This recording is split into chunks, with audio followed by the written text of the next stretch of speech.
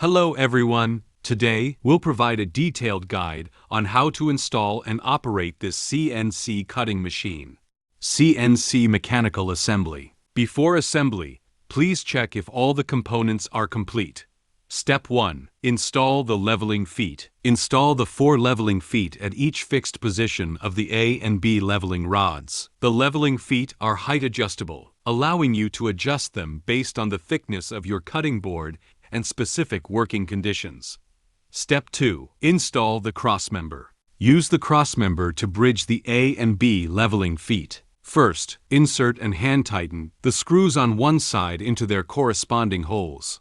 Then, repeat the process on the opposite side before fully tightening all screws. Step 3. Install the slide rails. Begin by accurately positioning the slide rails over the mounting holes. Next, align the screws on one side with their corresponding holes, then install and tighten them. Repeat the same process on the other side, ensuring all screws are properly aligned and tightened. Step 4. Install the carriage. Begin by positioning the carriage over the mounting holes on the slide rail. Next, insert and tighten the screws into their corresponding holes. Step 5. Install the torch holder. Begin by mounting the bracket in an upright position. Then, secure the extension bracket in place. Step 6. Install the cutting torch. First, insert the straight-handled torch through the mounting hole and secure it with the screws. Note: maintain a standoff distance of approximately 2 to 3 millimeters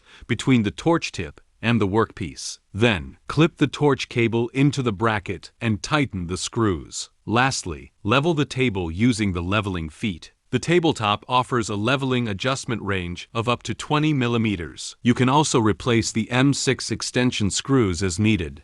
Connect the control cable. Step 1. Connect the carriage motor to the slide rail motor. Step 2. Connect the 3-core power cable to the CNC screen. Step 3. Connect the 7-core control cable to the CNC screen. And connect the other end to the control interface on the slide rail. Step 4. Connect the 4-core control cable to the CNC screen. And connect the other end to the control interface on the lift motor. Step 5. Connect the 2-core control cable to the CNC screen. And connect the other end to the arc voltage feedback interface on the cutting machine. Step 6. Connect the 2-core control cable to the CNC screen. And connect the other end to the CNC interface on the cutting machine. With that, the CNC cutting system is now fully assembled and ready for operation. CNC Screen Operation Guide. Connect the CNC screen to power and turn on the power switch. The screen will power on and load the program. The jog buttons in the lower right corner control torch movement.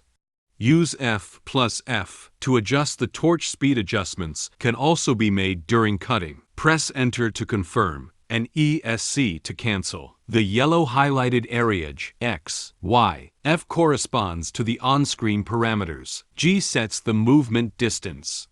Press G, enter 100.0, and confirm. In step mode, each time you press an arrow key, the torch will move 100 millimeters. X controls the cutting speed. Press X, then enter a speed value, for example, 2000.0, and confirm. You can also adjust the speed using the F+F keys. Y controls the traverse speed. Press Y, enter 1000.0. and confirm.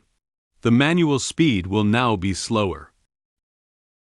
If you enter 100.0 and confirm, the manual speed becomes even slower while the movement distance remains unchanged. Press any arrow key again to stop movement. F selects the operation mode. Press F to cycle through the available modes. In Contimov mode, a brief press of an arrow key starts continuous movement. The movement will only stop when you press an arrow key again.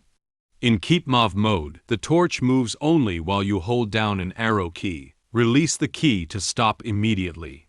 N controls kerf compensation. If your torch has a 3 mm kerf, press and hold Shift plus N. Enter 3 and confirm. The system will then automatically compensate for the kerf. Without compensation, if you cut a 100 mm circle, the actual result will be only 97 mm, leading to inaccurate cuts. M controls the mode status. The current mode is Demo Run, is a simulation mode. Press and hold Shift plus M to switch between modes.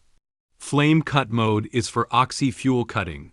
Plasma cut mode is for plasma cutting. You can switch freely between these three operating modes as needed. F1 through F8 correspond to the function options at the bottom of the screen. On the main interface, press F1 to access the built-in graphics library. Use the arrow keys to browse and select from a variety of preloaded shapes. Press F8 to access the corresponding graphic. Lead-in controls the lead-in line length. For example, change the value to 30 and confirm the lead-in line will become longer. When you re-enter this graphic, the parameters will remain as set. Change the lead-in value back to 10, then press the down arrow key to select the next parameter. The lead-in line will shorten accordingly. Lead-out controls the lead-out line length. For plasma cutting, only a short lead-out is needed. Set it to 5.0, then switch to another parameter. The preview will update accordingly. The lead-out line will shorten to reflect the new value. Size 1 sets the radius. Enter 100.0.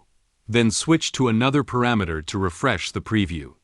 Once all parameters are set, press F8 to confirm. The system will generate the corresponding cutting path on screen.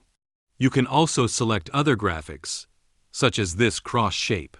Set lead-in to 10.0 and lead-out to 5.0. Refer to the bottom right corner of the screen for guidance, and adjust the parameters as needed. Once the graphic is generated, press F8 to confirm. In Demo Run mode, simply press the Start key to begin the simulation. A pop-up prompt will appear. Press Enter to confirm. The torch will then move along the programmed path. During the simulation, you can adjust the speed at any time.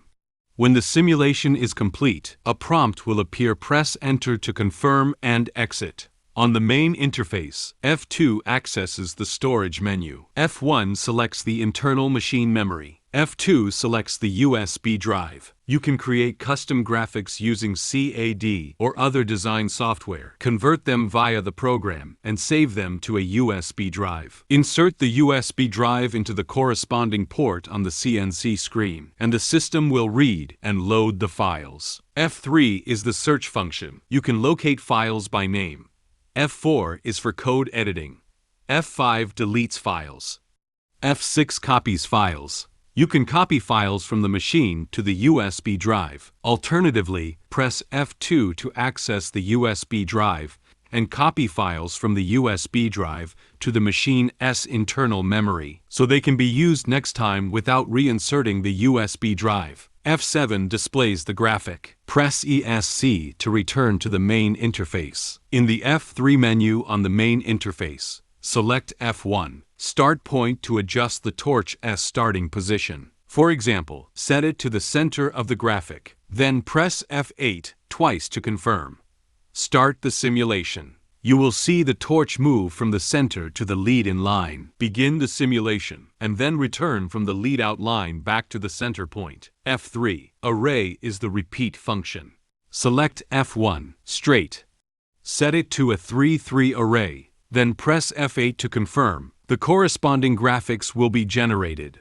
On the main interface, F4 accesses the parameter settings. Select F3, Plasma, to adjust plasma-specific parameters. Pierce time sets the piercing delay. Adjust it based on material thickness. F1, Common, sets the speed limits. Once settings are complete, press F8 to confirm and exit. On the main interface, F5, F8, System Def accesses the language settings. Multiple languages are available for selection.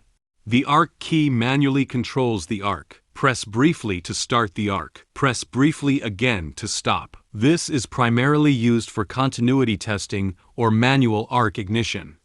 Cutting demonstration.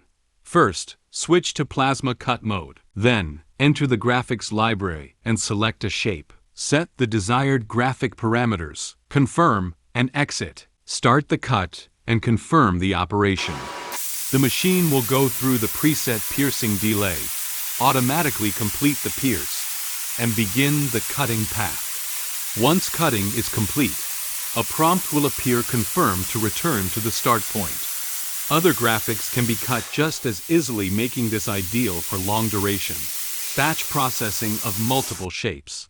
Cutting dimensions are precise, and the cut surface is clean, with minimal to no dross.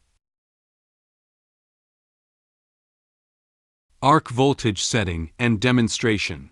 From the main interface, press F4 to access the parameter settings. Select F3, Plasma, to adjust plasma-specific parameters. Pierce time sets the piercing delay, adjust it based on material thickness. IHS uptime controls the lift time when the torch tip contacts the workpiece. This is the time required for it to lift. The longer the time, the higher the torch lifts. Set arc voltage defines the target arc voltage. A lower voltage keeps the torch closer to the workpiece. A higher voltage increases the torch height. The system maintains this voltage range throughout the cut. Arc protection value sets the voltage protection threshold. If the arc voltage drops below this value, the system will automatically stop cutting to protect the torch. Once settings are complete, press the D key to test the torch lift height. With arc voltage protection enabled, if the workpiece warps due to heat during cutting, the torch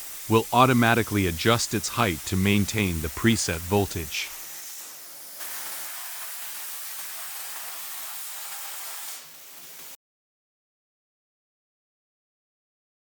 Troubleshooting and other solutions. During the cutting process, if you notice that the torch is about to cut beyond the workpiece range, you can press the stop button first. Use the manual control keys to move the torch back within the workpiece range. Then restart the cut. Press X to select offset cutting, and the system will automatically adjust and resume cutting with offset compensation. If you experience arc interruption or the cut fails to penetrate completely during cutting, first press the stop button, make the necessary adjustments, then use the F1 key to move backward along the path, or the F2 key to move forward, to fine-tune the torch position. Then, restart the cut. This concludes the introduction to using the CNC cutting system.